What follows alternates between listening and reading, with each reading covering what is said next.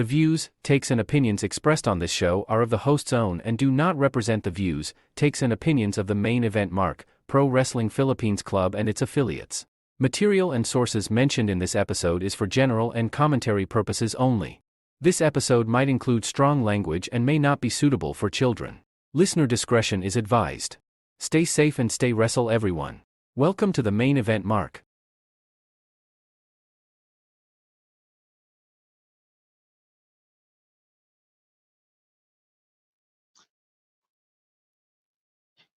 Hello! Ayan na naman. Yan, putya. Ano nangyayari? Ano nangyayari? Yup. Oh no, it's not going to be good. Let's see. Ano mangyayari? Medyo may iniisip ako kakaiba.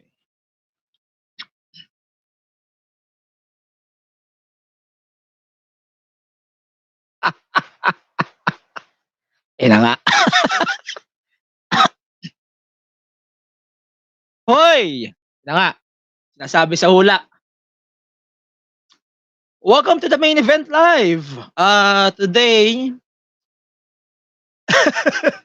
naninibaguhan ako. For real. I hope you guys can bear with me. And for the meantime, welcome to your unfiltered Tagalog Wrestling Podcast. This is the Main Event Mark Podcast. Again, pangalawang recording ko na to ngayong araw. Medyo nade-depress ako mag-record. Pero yun, today is Friday. For the first time since 2023, nagkaroon ako ng episode on a Friday night. So magandang gabi sa inyong lahat, sa mga nanonood ngayong gabi ng live on YouTube, youtube.com/MEM Wrestling Pod.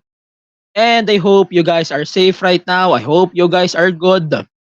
So, samahan niyo lang ako ngayong gabi as we are going to do a preview on this year's SummerSlam. And first time ko to gagawin na live since Money in the Bank. So, I hope you can join me on today's episode of the Main Event Mark. And marami rin tayo pag-uusapan na balita. Kaugnay pa din sa mundo ng pro wrestling and yung mga aasahan natin the next couple of hours and days. For the meantime, thank you very much for everyone who is listening to the show since medyo nag-take ako ng Main Event Live absence. And yun nga, nag-release ako ng mga episodes pang fill the gap ng mga episode na yon. So maraming salamat pa din sa mga nakikinig ng show. Ayun, explain lang ako ng mga ilang bagay bago tayo magpatuloy. Kung bakit nga ba wala ako ng live. Number one, syempre nga nagkatrangkaso ako. Given na yon. Kasi grabe ang trangkaso ngayon. Trangkaso season ngayon. So mag-ingat kayo. Huwag niyo akong tularan na nagpabasa sa ulan kahit nagkakasakit na. Pero joke lang yon. Pero may sakit na talaga ako prior to that. And I hope you guys are safe. Huwag niyo akong tularan na hindi agad uminom ng gamot. Tangahin kasi. Pero yun nga, I hope you guys are safe. I hope you guys are good. And ayun, sana kayo ay mabuti. Sana kayo ay kumain palagi ng maayos. At huwag niyo akong tutularan na hindi umiinom agad ng gamot pagka kain sa mga ganyang pakiramdam na may sakit. Huwag niyo akong tutularan. I am a fucking idiot. Ayun. So, ngayon, I'm good. I'm fine. Di na ako tinatarangkaso, luckily. Medyo may effects na lang ng ubo. And I can record. Hindi naman ako nilalagnat, di na ako inuubo, so I'm good.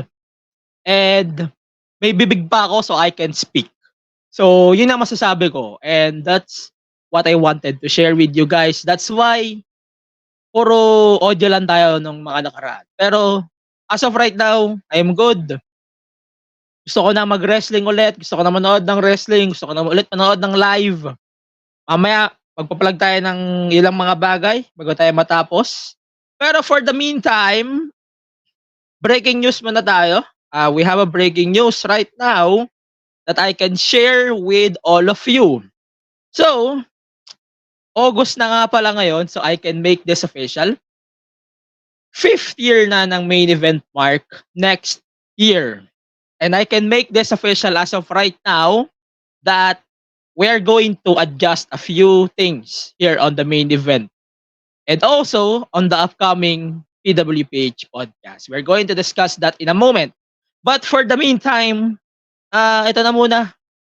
Yung main event Bash Awards, we're going to adjust this on a later date, and it will now take place on January 2025. Probably first week of January 2025 or second week of January 2025. Maririnig nyo yung Bash Awards 2025. Kung ano mang paraan, hindi ko alam. Basta malalaman nyo anytime soon. Pero for the meantime, ito na yung pang-5 Bash Awards, pangatlo under Bunk Collective. And itong Bash Awards na to that might be recorded on-site. Pero malalaman pa natin soon. Pero for the meantime, ito na lang muna. Bash Awards is set on January 2025 dito sa main event mark. Also, breaking news pa din. Sa PWPH naman, kasi may podcast din tayo under the network, we're going to have the second PWPH Awards, same format on what happened last year. If hindi pa rin kayo nakakasali ng PWPH, you can join us on the community as we are going to do our countdown as well for the second annual Bash Awards. Inaplano ko dito, di ko pa kayang masyadong i-spoil, pero this might be an on-site recording for the year-end. Pero malalaman pa natin in the next couple of weeks, months, and years kung ano nga ba yung magiging plano for the second annual PWPH Awards. Pero, gaya pa rin ng dati dito sa main event, baka ibahin na lang natin ang format kasi baka magparehas yan. Pero yun lang muna. Sa ngayon, yan na lang muna. Excited na ako magsalita about wrestling. So, I am here to talk about wrestling. Let's start with some good news first. So, WWE signed WWE Hall of Famer or Mark Henry's son, Jacob Henry, in a WWE contract. So, we can expect that he will land on NXT. That's for sure. And na-realize ko na may utak pala si Mark Henry down the line. Joke lang. Pero alam nyo, bakit nga ba sinabi ko to? Kasi si Mark Henry kasi, sobrang genius niyan when he mentioned that AEW is still when it comes to booking. And then he decided to let his son join the biggest company in the world. So medyo goods tayo dyan. And I'm really sure, or we can guarantee then, that we might see him probably sa mga susunod na events, susunod na mga buwan. But I'm not going to mention, or ayoko din pangunahan si Mr. Jacob Henry sa kanya mga desisyon kasi baka mamaya ano naman sabihin ng iba dyan na ay ito si main event pinapangunahan na naman ito kasi sino na naman pinapangunahan nito eh. Pero yun, yun na lang muna ang aking thoughts about Jacob Henry. Good for him, I guess. Pero mas may excite ako pag andyan na. So yun na lang muna. Also, before we continue on our next story here on today's show, ito, yung mga masyadong simp kay Mercedes Moné, hinay-hinay ha. Okay, next story that we have here this week on the show. So Mercedes Moné shared a video on her YouTube channel and she made the divorce official with Mikaze. So Mikaze, as you may know, is a WWE costume producer. Siya rin ang gumagawa ng costume niya madalas. So, ayan na nga, naglagay lang ako ng quote diyan sa mga sinabi niya. So, tomorrow, finally, after a long, long time, I'll be finally signing my divorce papers. So, in the end of the day, we could not say things about Mercedes when it comes to divorce kasi ang divorce is a choice.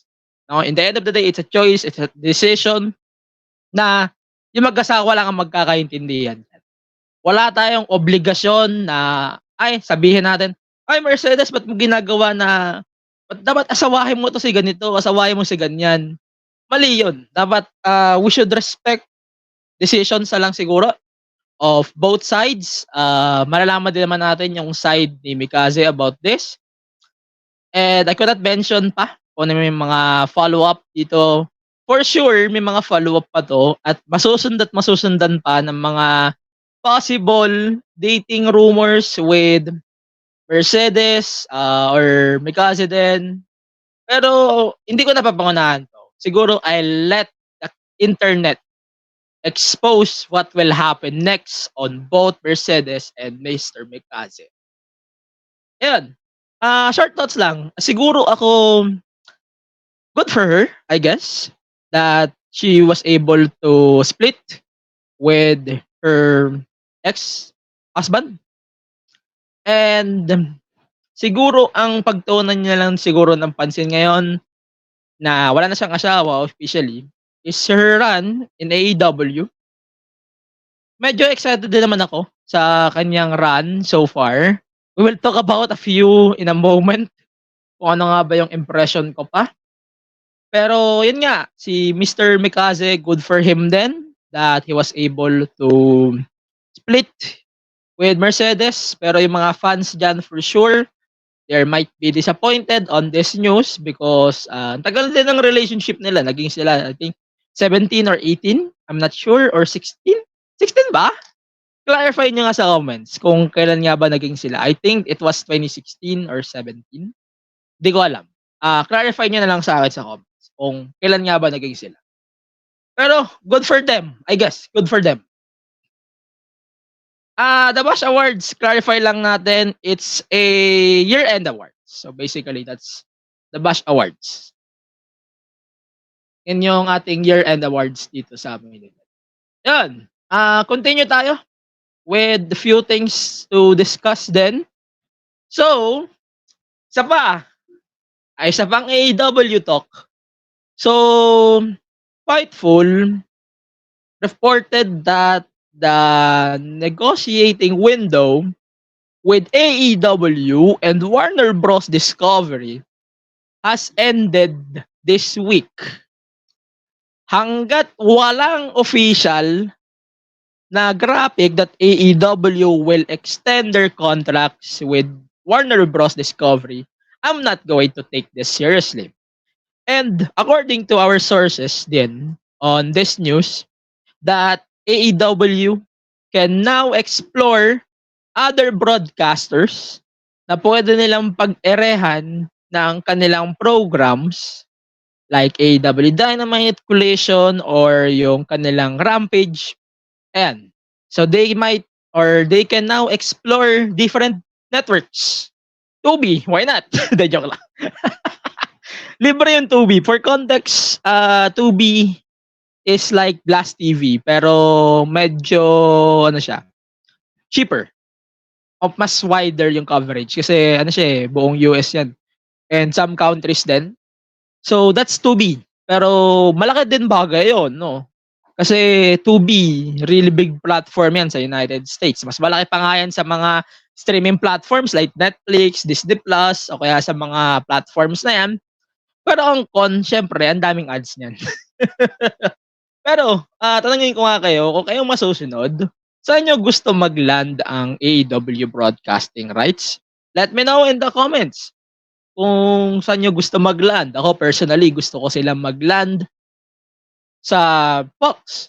Malay nyo, mapunta sila sa Fox. If they can sign with Fox, then good. Big deal yon. They might be get a bigger ratings. Good. Oh, wala tayong pakialam. In the end of the day, di naman tayo taga-US. Di naman natin kano binibig deal yung ratings, di ba? Pero, ang pagtutunan lang natin with this, negotiating window na itong sinasabi nila, na ilang beses na itong ilang beses na itong lumabas sa balita sa atin, that AEW is doing a window. Ilang beses na itong ilang beses na itong naging balita pa ata na yung Max nag-air na ng AEW shows outside of US, di ba? So, that might be a different factor din kung ano nga ba yung mangyayari this window that they are trying to mention to us. Si Tony, nasa Paris ata ngayon. I'm not sure kung totoo kasi may tapings din ng Collision sa Arlington that we are going to talk about in a moment. Pero, yun nga, hindi ako masyadong nag-expect if this is going to be a continuous deal with Warner Bros. Discovery, especially with them fighting against the NBA. It might be a disastrous things that we have to focus with. Pero, gaya nga ng sabi ko, iba din naman ang rights ng mga shows na yan. And, hindi lang naman sa US kasi big ang AEW eh. So, it might be a deal then with other streaming platforms like sa Thriller TV. Malay nyo naman, mag-extend sila ng deal sa Thriller TV. Or kung magdi-deal din naman sila with Max, for example, Max lang, okay, di pabor pa din naman. Sa akin, pabor pa din ng Max lang. Kung Max lang na magiging deal nila sooner, then good. As long as everyone gets Max and everyone gets the deal. Hindi yung Disney Plus lang, tas basura pa yung coverage. Tas basura pa yung coverage. Yes, I'm still nitpicking on Disney Plus because they suck. Everyone knows that. Pero, medyo layway lang tayo with AEW. Kasi, na-discuss ko na siya sa previous episode natin. So, I'm not going to discuss a little bit of AEW dito sa episode na to. Pero, we are going to talk about the important thing that was mentioned or that was discussed this week in pro wrestling. So, wala akong graphic, pasensya na.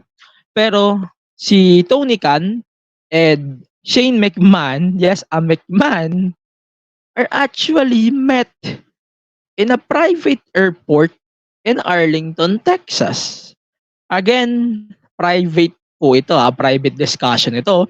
So, ano bang masasabi ko with that? I could not comment kasi di pa naman kasi nag-e-effect masyado sa content ng AEW or wala pa naman kasing direct impact sa content nila. So, kung magko-comment ako about AEW's programming, well, madalas naman ako mag-comment on their programming na it's just pero given na rin naman kung naman yung magiging development o magiging ganap ni Mr. Shane McMahon sa AEW, then I'll make it things simpler or more than complicated than the 2019 WWE, because WWE in 2019, the last time we got Shane, it's just things. I want change in AEW, but I don't want Shane.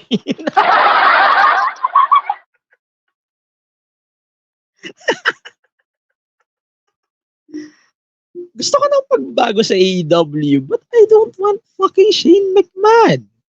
Seryoso. I'm not really expecting this. Pero, okay. I guess we have to deal with another McMahon destroying its competition. But I hope that Shane, di naman siya makaka-apekto sa product. But we will see pa din kung ano yung magiging gubat niya sa AEW. Pero knowing Shane, mukhang gusto niya nang mag-lie low sa wrestling. I hope he will. Pero wala McMahon talaga may trust issues ako eh. may trust issues ako sa mga McMahon talaga eh. Lalo na kay Shane, kay Vince. May trust issues ako. But yeah, let's continue with trust issues. Wala na pala. So we will talk about last thing na lang before we go to our quick break. So Mustafa Ali is leaving TNA and he just competed on his last TNA match over Nick Nemeth for the TNA World Title. So he is going to finish his independent wrestling dates. So we don't know yet if he will return to WWE or he will return or he will debut to AEW. Kung ano man yung gagawin niya, I wish him the best in his future endeavors. Pero feeling ko pupunta siya ng AEW. I wish he will kasi sobrang laki na magiging factor niya sa AEW unless you will be fucked up with the booking there. I hope it's not the case. Pero medyo ayoko muna, magla-lie-low muna ako when it comes to that. Kasi AEW, knowing them, may trust issues ako diyan eh. So medyo mag-agam-agam na lang muna tayo on how they're going to sign with Mustafa Ali. Or kung ano nga ba yung pwedeng mangyari sa kanya down the line. Malay mo mag-iba o malay mo kung ano man yung makuha niya down the line, then good. Okay, last thing before we continue, yun na lang, real talk. Pero yun nga, may nag-post sa X ng kung sino yung pinakamalalang pinak up ni Triple H when it comes to booking. And ang sentiments ng everyone, it's Dana Brooke. Sa tingin nyo ba guys, ako, tatanungin ko nga kayo, is WWE ruined Dana Brooke on her booking sa WWE? Sobrang interesting ito pag-usapan. Siguro pag may pagkakataon, I'm going to do a discussion on how WWE fucked up their bookings recently or with their recent signings or recent releases or yung mga umaalis sa kanila. We are going to do a discussion of that soon. Pero Dana Brooke, since siya yung nag-respond on that discussion, if ginago ba ni H si Dana Brooke, I would say no. Siguro namalas ka lang when Vince is still there, di ka na priority, di ka nakita ng potential. So, I think ganun yung nangyari sa kanya. Luckily with Dana Brooke, kitang-kita niyo naman sa mga matches niya recently on TNA Impact, nung Slammiversary. Sobrang ganda ng match niya with Jordynne Grace. Siguro kailangan niya lang talagang pigiin si Dana na mag-wrestle pa or Ash by Elegance. Dana ako ng Dana Ash by Elegance na nga yung pangalan niya sa ring eh. Pero yun, I think Ash by Elegance needs more experience. Tingin ko lang sa wrestling. Yes, I can say that she is improving. She is great. Pero she needs more experience. Kaya siguro siya hindi nabubuk ng ayos in the WWE. Pero I can say right now that she is on her best run right now. In TNA, she is getting the best run of her career. I hope lang na hindi siya umalis agad. Kundi, wala kang mapupuntahan. Sa AEW, I could not guarantee kung ano yung magiging run mo doon. TNA definitely books the best women's division. Wag mo nang sayangin yung run mo doon. So, yun lang ang gusto kong sabihin. With Dana Brooke, sa tingin ko, hindi siya nasayang. Siguro hindi lang siya naging prioritized. If she will come back to the WWE, siguro ang magiging priority dyan or magiging trato sa'yo, mala mention siguro, ganyan. Mention treatment, yung makukuha niya. I can say she is good. She is a great wrestler. Tingnan mo yung nangyari kay Trinity. Trinity eventually returned to the WWE. And she did a really good job right now, even though na taga-put over na lang siya on some talents like Tiffany, like Naya, or Bailey. I can still say that Naomi or Trinity is participating or doing her part, and she is amazing. Ayun, NXT, Great American Bash, and AEW Dynamite, hindi natin isasama sa episode na 'to kasi we are going to discuss that on our upcoming episode later on the main event, Mark. We're going to release an audio episode on that. So for the meantime, we are going to focus now on SummerSlam. Meron lang tayong konting bits pa of news regarding WWE. But for the meantime, we're going to take a short break here and let's check our kabunkmates here on PWPH. Ayun, we're back on the main event, Mark. Again, baka na-miss nyo lang yung announcement kanina. So, the Bash Awards, the 5th annual The Bash Awards, is returning on January 2025. Ano daw yung Bash Awards? The Bash Awards is our annual year-end award. So, basically, we are changing or we are adapting to the changes that our local or wrestling promotions is having. So, we have to adapt on that as well. So, we're going to reveal a few information sa iba pa mga episodes na main event, Mark, and possibly sa PWPH din kung may marireveal akong details doon. I can reveal some of that for you guys. Pero yun, sa ngayon, gusto ko lang sabihin, main event, we are doing a really good job. I hope we can record an on-site show before we end the year. Yeah, I cannot wait to see more of the shows here on the show. Yeah, sa ngayon, let's continue with our talks. Before we continue, I hope you can follow and support the show on the main event, Mark. That's MEM Wrestling Pod. And yeah, sa Patreon, patreon.com/MEM Wrestling Pod. Let's continue with some news before we can continue. So, in-announce na to kagabi. So, Survivor Series War Games will be held on November 30, 2024, December 1, 2024 in the Philippines, in Vancouver's Rogers Arena. This will be the first PLE since 90s in Vancouver. I'm not sure, paki-fact check na lang if mali yung aking info na nakawabdap. Pero that might be the first PLE in Vancouver since 90s. I think Survivor Series din yung last show doon sa Vancouver. Clarify nyo na lang kung tama yung nakuha ko. And na-search ko. Hindi rin ako sure. Pero feeling ko that's a big 4 or kung hindi Survivor Series, I think it's a big 4.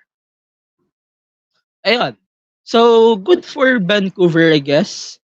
Pero medyo obvious na rin sa akin kung anong match at kung ano yung magiging main event ng show na to. Regardless, this will be a great night for wrestling. And maganda na rin na November 30 siya kasi Thanksgiving siya. And hindi siya sasalpok sa full gear at medyo haba rin yung build-up niya thanks to Crown Jewel na mangyayari sa November 2nd, November 3rd in the Philippines. So that's a really good idea pa din for them to book this show on the 30th of November 2024. So, speaking of WWE, before we continue lang, konting paalala lang sa mga nanonood sa Blast TV na wala na naman yung kanilang Facebook. Hindi ko malaman kung bakit. Pero share na rin natin, baka di pa kasi alam ng mga nandito. So si Top Sports is on free streaming sa Blast TV. So if you want to watch the upcoming BKFC event this Sunday, if you want to watch the weekly WWE shows sa Blast TV, you can watch that for free on Blast TV. Mag-register ka lang ng account mo or kahit wala ka ng account, you can access Top Sports on Blast TV kahit wala kang account. Pero para mas ma-enjoy mo yung experience, gumawa ka na ng account if you have Globe at home or Converge na subscription or Wi-Fi. Or kung wala ka namang Wi-Fi, gusto mo ng ad-free na experience sa Blast TV, you can pay $179 for the account sa Blast TV. Indeed, a game changer. So, thank you Blast TV for saving our lives as a wrestling fan and sana hindi kayo mawala pag nagkaroon na ng deal sa Netflix. So, speaking of Netflix, let's talk about SummerSlam now. So, SummerSlam will take place this Sunday at 7 a.m. Main show with the countdown will start at 4 a.m. Kung gusto nyo gumising ng napakaaga, manood kayo ng countdown. That's exclusively on WWE social media platforms. Pero yung main show, it will be televised here in the Philippines exclusively on Disney+. If you want to watch in person, meron tayong mga kilala from our friends on the Wrestling Podcast. They're going to have a viewing party sa Skinny Mics. And I think there's one as well in Hobby Stadium. So, kaya na lang, matatanda na kayo. You can go there, manood kayo na in person. That will be a better experience. Pero, for everyone that he wants to watch it on their own, you can watch it on Disney Plus, 7 a.m. sa platforms natin sa Disney Plus. Yun. So, WWE SummerSlam will take place ito sa Cleveland Stadium. Day before, we're going to have SmackDown, the kickoff then. It will be held then doon sa Cubs Arena. And I am really excited on this show. I hope you guys the same na sobrang excited din kayo with how things are going with WWE. And yeah, I cannot wait to share with you guys my predictions for this year's SummerSlam. So, let's start with a few things here. Let's start with the easiest one for me. So, Bailey versus Nia Jax for the Women's Championship. This going to be a tough one for some, pero this is an easy pick for me. So personally, if you want to see a Tiffany Stratton cash in, okay, mas magre-rely ako sa Nia Jax win. Kasi ito na yung nakikita natin the next in the next few episodes pa lang ng SmackDown, kita na natin na medyo meron silang brew of tension sa kanilang story. Bailey, medyo stale na rin yung run. Medyo agree naman ako dyan. And Nia Jax should be the champion? Yes, definitely. Sinasabi ko sa ibang episodes that Nia Jax is on her best run right now. Yun ang gusto kong sabihin talaga. And totoo naman yun. Nia Jax is definitely doing a really good job on her run right now in the WWE. And I cannot wait to see more of her with the championship. So, if Nia wins, then good for her. Pero it might be a nightmare then for Nia if Tiffany officially cashes in her briefcase and Tiffany might win the belt. Pero I'm really looking forward for a Tiffany face run. Kasi sobra ding ready na si Tiffany for a face run. Kasi sobrang gago ni Nia. Nia Jax as a heel really works. And ayun, siguro kung mag-agree kayo sa akin na Tiffany needs to turn as a babyface din. She definitely needs that. And ayun, sobrang excited ako na matalo si Bailey. De joke lang. I still love Bailey, but I think this is going to be a Nia Jax win. Then Tiffany will cash in. Then next, let's focus on easier pa. Sami Zayn versus Braun Breaker for the Intercontinental title. I don't know if everyone will agree with me, pero Braun Breaker, it's time for him to become a champion. No offense kay Sami Zayn is doing a really good job on his run as IC champion. Pero I think it's time na rin for Braun to pay his dues on Sami Zayn. And it's time for a new era to kick off officially in the WWE with Braun Breaker winning the belt and then Milo eventually beating LA Knight. Yeah, for the belt that I'm going to do in a moment. Mamaya magpe-prediction tayo with that match. Pero dito, Sami Zayn versus Braun Breaker, I think I'm going to pick Braun Breaker here. Easy pick. Okay. So let's continue with its counterpart on SmackDown, Logan Paul versus LA Knight for the WWE United States title. So, I'm not going to speak on what Logan Paul said last night on X. Hindi na ako magkasalita about that kasi hindi naman ako nanonood ng Olympics. I respect everyone's opinion about that, pero hindi na po ako gigitna dyan. Pero if this comments ni Logan Paul might be a factor to see him lose or to see him booed on his hometown, that will be an interesting turn for the event. Pero, like what I said, di na ako magkokomento kung naman yung mga pinagkasabi niya sa X. Pero, gusto ko lang sabihin dito, regardless if he will be punished on his comments or not, it's time for a change as well for the belt. Tangina, nag-search ako, 3 beses niya lang na-defend yung belt ever since he won. Tapos PLE pa lahat. Like, yeah, I understand the idea of Logan Paul as attraction champion, pero sometimes it doesn't work. And the belt needs to be active pa. I mean, speed tyro nga, exclusive nga sa X. Tapos, di niya naman mapapakita sa TV. I mean, I get it. Pero, we need a mid-card champion. Aside kay Cody, nasawang-sawa na ako makita yung belt sa kanya. Di joke lang. Pero, I think we need other belts on SmackDown, especially with SmackDown moving on USA on September.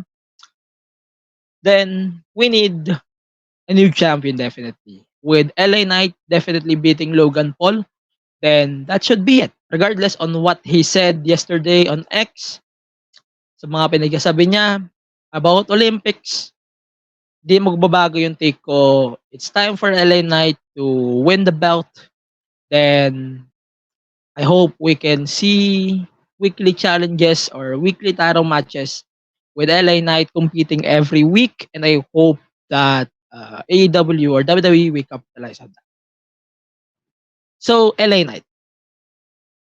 So, continue tayo. In case you missed it, SummerSlam predictions po itong napapakinggan nyo today here on the main event mark. If you are tuning in for AEW or NXT Great American Bash, you can tune in on our next episode that will be released in a while. So, dito po natin pag-uusapan yon mga bagay-bagay na yan here on this episode. So, let's continue now with Liv Morgan versus Rhea Ripley for the Women's World Championship. This might be a tough one for me because I don't want Liv to lose. But I can see that Rhea is already a big star in the company. And there's Dom that might the one who can destroy the whole Judgment Day with his dick being loyal to 3 women.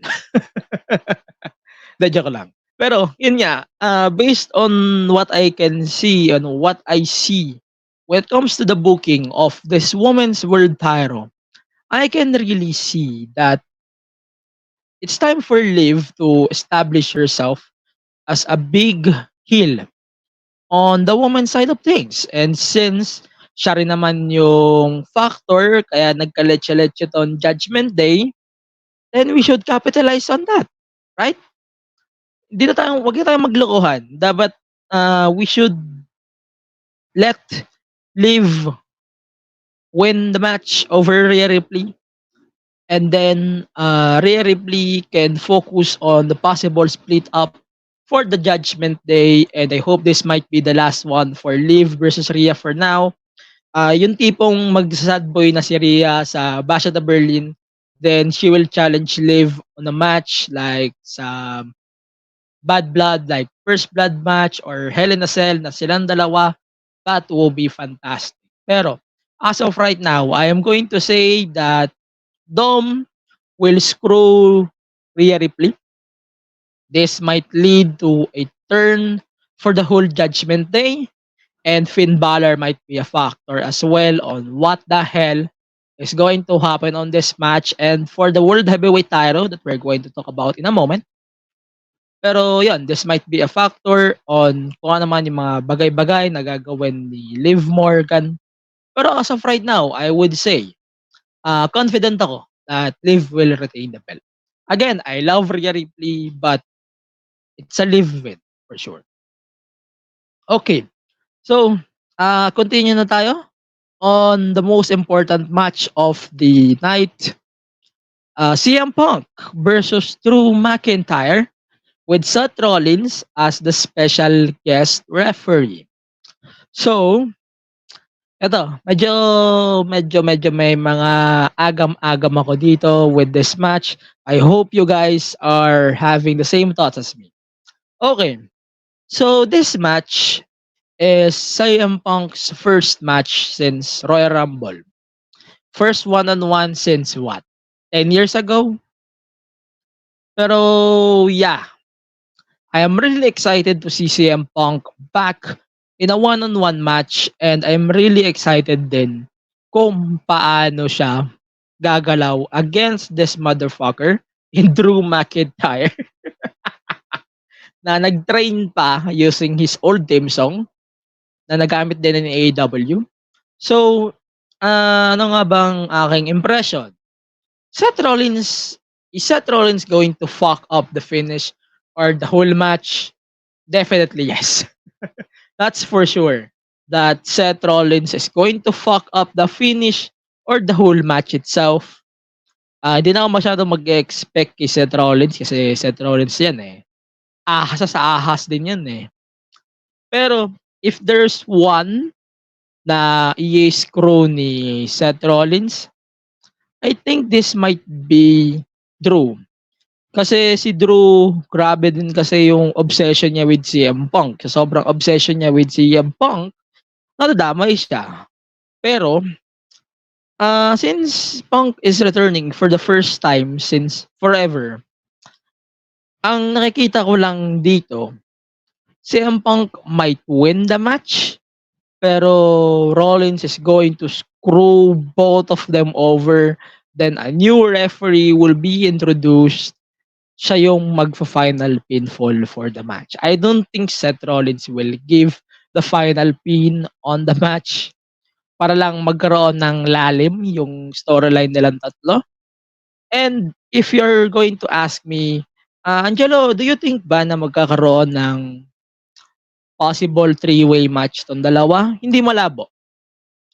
Gusto ko mag Hell in a Cell silang tatlo eh. Then, ubos ang lahi na lang kung sino yung magiging winner. They should win the Royal Rumble next year. Pero speaking of Royal Rumble, mabilis lang. Pero, do you see what I see that they are grooming CM Punk? Hindi naman mabilis, pero they are slowly grooming CM Punk for a Royal Rumble win. I hope that magkakaiba tayo ng iniisip pero this might be it. Pero I'm really thinking that CM Punk is possibly winning his first Royal Rumble. Then he's going to finish his story at WrestleMania. But for the meantime here, I have to pick CM Punk. CM Punk will win the match here versus Drew. But Seth Rollins is not going to hit the final pinfall on this whole match. Ayan. So, hanapin na natin yung iba pang mga main event. So, this is one of them. Damian Priest versus Gunther for the World Heavyweight Championship. This might be a tough one for some of you guys. Ito. Isipin nyo ha, Bash at the Berlin will take place on the end of August. Connected siya sa run ni Gunther. O connected siya sa history ni Gunther as European wrestler. Do you think they are going to let him lose on this match just to give him a moment? That might ruin his gimmick. Or medyo makakasira yon sa reputation ng gimmick niya. I know there's still Judgment Day BS that we're still getting as of right now, pero dapat siguro mag-umpisa na lahat yon sa SummerSlam and not after Bash at the Berlin. Siguro it's time to see the cracks after SummerSlam, and I don't want to wait another show just to see the cracks within the Judgment Day. And again, I don't hate Damian Priest, pero damay siya dito. Damian Priest really proves the point that he is one of the weak links of the Judgment Day right now. And he is the one who is definitely destroying his own group. Do you agree? Definitely, I agree. Pero based on what I can see here, yeah, it's time for a change. Give me Gunter for the World Heavyweight title. Then give me versus Ilya. Gunter versus Ilya, Bash at the Berlin. Bigyan nyo sila ng isang oras doon. They are going to steal the fucking show. It's time for the rematch. We have to get that sooner. Gunter will win this match. Then the destruction or the self-destruct for the Judgment Day will continue on this event at Bash at the Berlin. Then we should see the end of Judgment Day. Yeah, definitely. Yun na yun. Main event of the evening, Cody Rhodes versus Solo Sikoa for the undisputed WWE title.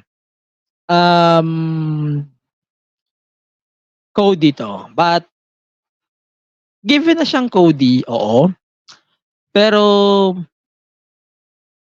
may mga side things na mangyayari on this match that's given or meant to happen. Number one, I can really see Randy Orton returning. I can see the whole judgment or the whole bloodline attacking Cody here. Then Superman Cody, Superman! Yan. Ganun na ganyan ang mangyayari dyan. Or we might see KO returning. Yes. Then, ano pa ba ang pwede natin ma-expect?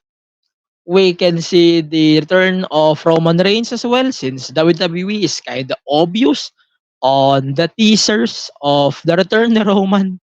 Then we should get the return sooner than later. Pero yeah, Cody is winning this match, but the twist is with the finish. So di na ako mangingalam sa kung ano man yung gusto nyo with this match. We just have to end the whole arc with Cody versus the Bloodline, KO versus the Bloodline, Randy Orton versus the Bloodline. We have to finish that anytime soon. And let the Bloodline versus Bloodline storyline begin. We want to see that more happen. Sami Zayn will join the picture, definitely. Jey Uso or Jimmy Uso, I really want to see both of them anytime soon on the picture. Para lang matapos na siguro tong Bloodline story. Pero yun nga, madali lang to i-predict. Cody is definitely winning the match.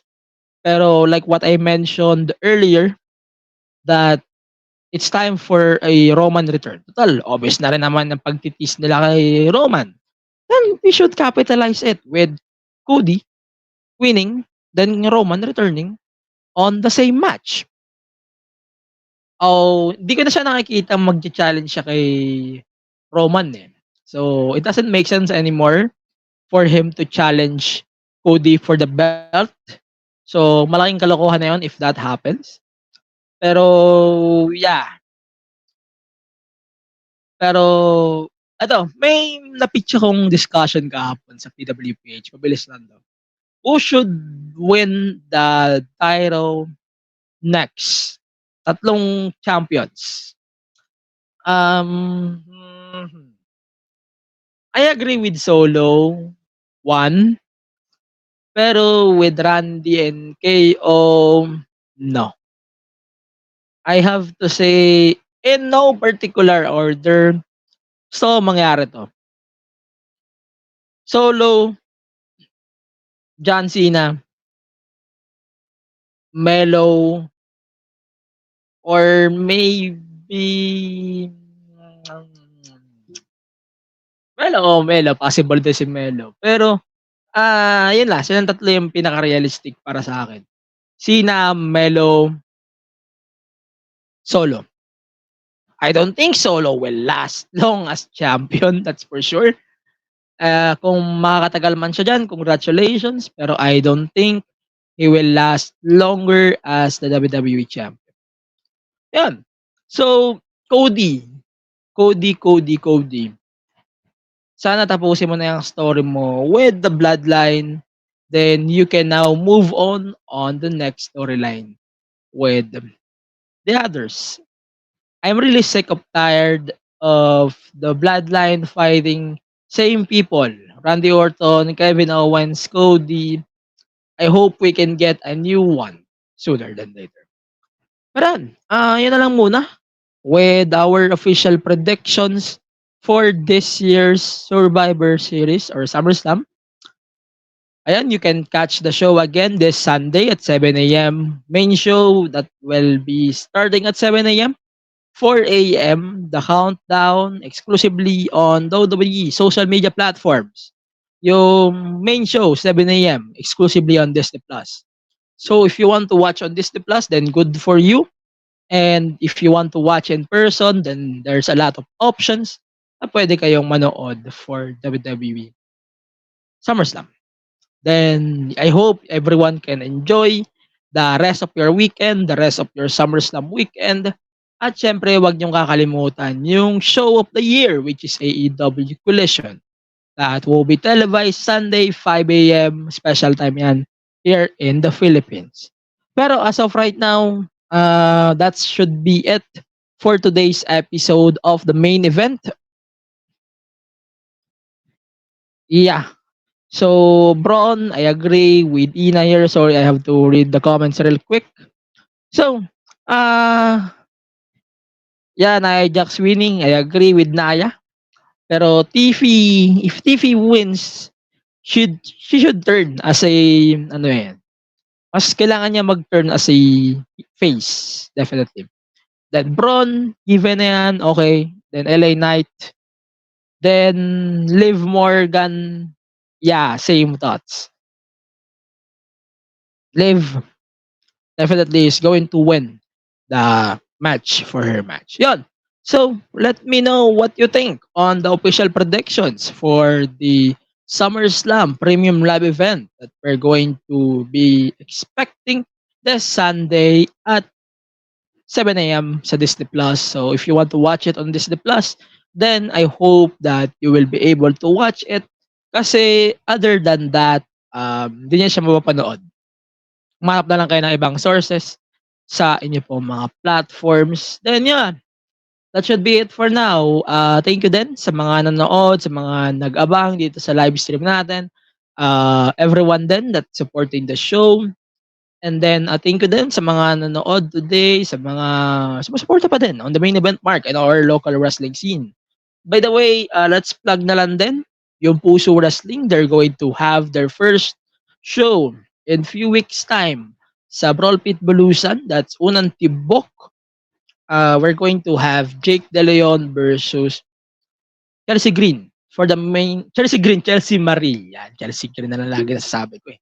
Chelsea Marie for the main event, and the Puso Wrestling Championship tournament will start on that show, plus the June Capilos Battle Royale will also take place on that show. So the tickets is still available. Wala nang gen ad. And I hope that I can see you guys there on the menu. So yun na lang muna. FPW Unfinished Business is coming din September 15 sa Bake Studios. And yun nga, next week on the main event mark, marami tayong pag-uusapan. SummerSlam Fallout, G1 thoughts so far. We will talk about Wembley. Then pag-usapan na rin natin ito ngang thoughts ni Dana Brooke on her run sa WWE before she left. We will talk about that and more.